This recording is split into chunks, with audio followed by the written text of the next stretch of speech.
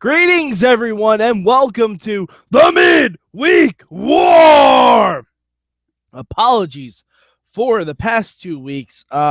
Between Thanksgiving and toy stores driving me insane, haven't been able to talk to you guys about the midweek of wrestling, but oh man, NXT. Before I get into this week's episode, I gotta talk a little bit about NXT Takeover. I'm Mad Mike. You know who I am. I don't need to introduce myself. If you're watching this, you know who I am. If you're watching this and don't know who I am, hi. NXT Takeover was fantastic. I watched it twice, believe it or not. First time I've done that with a takeover in a while. Main event, Joe Nakamura, fantastic. Love the dick heel ending by Joe. I hope they televise the rematch that's going to take place on Saturday on the network somehow. And maybe it's just next week's NXT episode. Who knows? But yeah, awesome match. The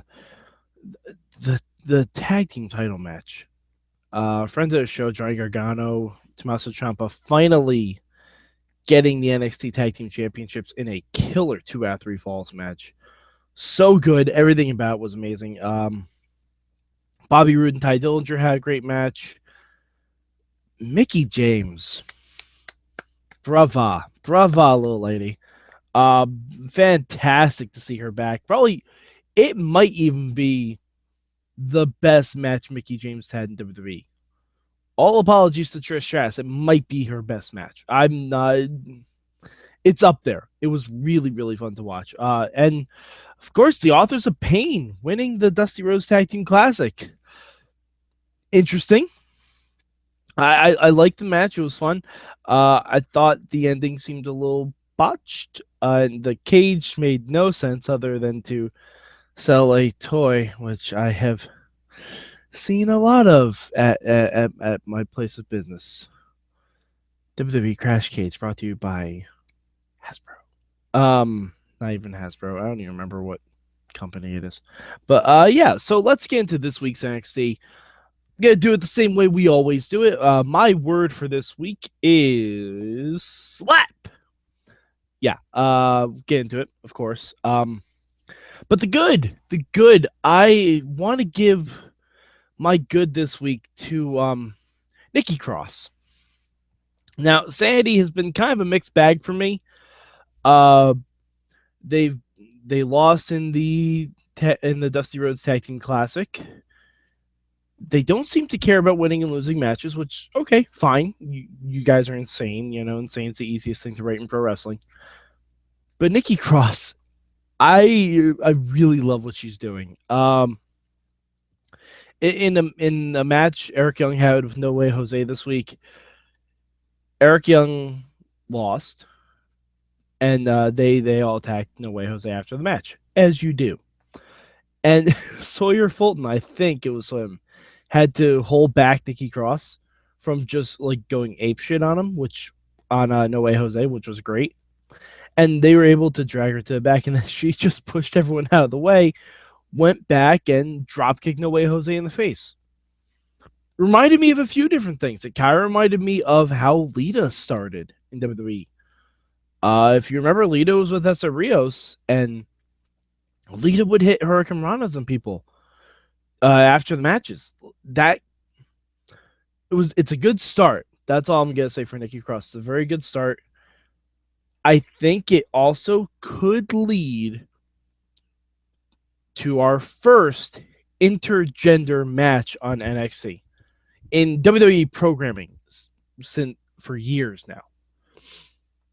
I mean, we've seen it with Lucha Underground, and it can be done. Very clearly, it can be done. We've always said WWE will probably never pull a trigger on it. I think they could with NXT. I think they could, because it's not broadcast on the USA Network. That's a big stepping stone for one. And why not? NXT's been full of experimental and developmental stuff. I think a Nikki Cross versus, let's say, a No Way Jose, I think that could be really, really fun. Do I think they're actually going to do it? No. But they could.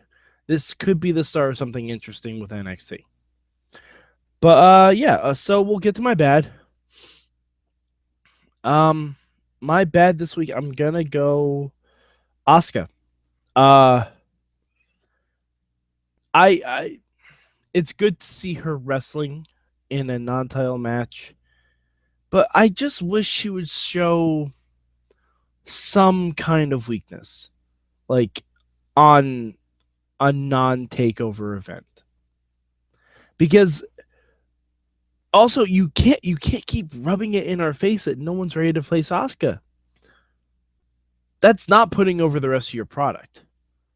Like, at least I know she's not the best at promos, but have her say, like, Liv Morgan, big heart, not ready for Asuka. Like, build up, then bring down. Build up, then bring down. There are ways to do that, but I don't know. I like the women's division. I do. I just think they're waiting too long to pull the trigger with someone like an Ember Moon. Like, we haven't even had them interact at all. The closest thing we got was Ember Moon talking to Bayley after TakeOver Brooklyn. But I don't know. I guess we'll see what happens with it. My change this week, I would have had Tye Dillinger win by disqualification. Yeah. You throw a little caveat in there. I would have had Joe do one of those things where Tye wouldn't stay down. He wouldn't submit. He wouldn't get pinned. So Joe just starts beating him in the corner. And ref eventually calls the match. And Joe stops for a second. Tye gives him the 10 and slaps him one more time in the face. And Joe keeps punishing Tye Dillinger so much so that the referee reverses his decision. That's what I would have done. Give the Canadian fans something a little happy. Because Tye Dillinger lost to Bobby Roode, and now he lost to Samoa Joe. I don't know what this means for Tye Dillinger, because it looked like he was doing the Incredible Hulk slow walk away and saying goodbye, which I hope that's not the case. But I don't know. I would have had him win by DQ or something. Because it's not going to hurt Joe. It's not going to hurt Joe at all. Even if Tye snuck in a roll-up on him, that wouldn't have hurt Joe at all. If anything, it would have just made Joe angrier, which works. But, yeah, I mean, because Joe and Nakamura seem kind of untouchable unless they're against each other. I don't know. Just my thoughts. But yeah, that's pretty much it for NXT this week. Rankings, NXT's number 2. Lucha was number 1. But yeah, NXT was number 2. Solid effort this week. I'm excited for them to go back to Full Sail. I don't know what we're going to see at Full Sail. I'm intrigued. But yeah, it should be interesting. So if you want to follow me, hit up at MadMike4883 on the Twitter machine. Also, you can follow us at Mayhem Show. I occasionally do live tweet NXT, so hit up the hashtag MM for that. You can also see my live tweets on Impact Wrestling and Lucha Underground. And also, for fans of the Midweek War, we have a very special treat for you this week. Lucha Underground had a very long talk with executive producer Eric Van Wagenen about all things Lucha. I tried to get some stuff out of him. Don't know how successful I was, but it was a good talk about Lucha nonetheless. So go listen to that. That should be up in your feeds. But yeah, and we will be getting back to the midweek shenanigans.